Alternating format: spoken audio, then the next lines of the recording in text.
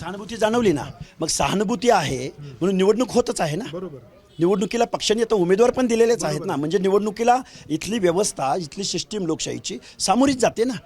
मला जर माझं मत परिवर्तन होत असेल किंवा आमच्या मागणी, एक मिनिट, माझ्या मागणीला, आमच्या मागण्या मांडत असताना आम्हाला जी स्पेस आहे, आमच्या प्रश्नांकडे लक्ष वेधून घेण्याचा प्रयत्न केला किंवा त्यांची रिक्वेस्ट आली आणि त्याला जर आम्ही येस बाबा महाराष्ट्राच्या महिला उपमुख्यमंत्री आहेत, आपली लढाई तर चालूच आहे, आपण एक डेलिगेशन, आपण एक संधी द्यायला काय हरकत आहे. मला त्याच्याबद्दल काहीच आक्षेप नाही आहे, त्याबद्दल म्हणायचं नाही. मला ही जी काही प्रक्रिया आहे की सुनेत्रा बहिणींना सहानुभूती तर अजितदादांच्या अपघाती मृत्यूच्या दिवसापासून आहे. त्या उपमुख्यमंत्री बनल्यात. मी पुन्हा तेच म्हणतोय, निवडणूक कार्यक्रम जाहीर झालाय, त्यानंतर तुम्ही तुमची उमेदवारी जाहीर करता आहात आणि आता मागा घेत आहात.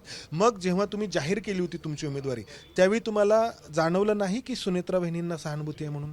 हे बघा, सहानुभूती आहे का तर आहे, तर निवडणुका होणार का तर होणार, विरोधी पक्ष उमेदवार देतात का तर देतात, भाजपनं तर अशा सहानुभूतीच्या ह्याच्यात उमेदवार देऊन निवडून सुद्धा आणलेले आहेत. ही प्रोसेस आहे, ही प्रोसेस कुणालाही टळलेली नाही. पण या सगळ्या प्रोसेसकडं लक्ष्मण हाके काय म्हणून पाहतो, एक आंदोलक म्हणून पाहतो.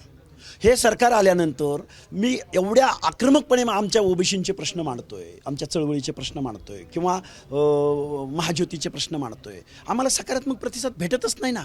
मुद्दा तुमची सहानुभूती आधी तुम्हाला न जाणवणं आणि आत्ता जाणवणं, असं काय झालं की तुम्ही दत्तात्रय भरणेंची मनधरणी मान्य केली?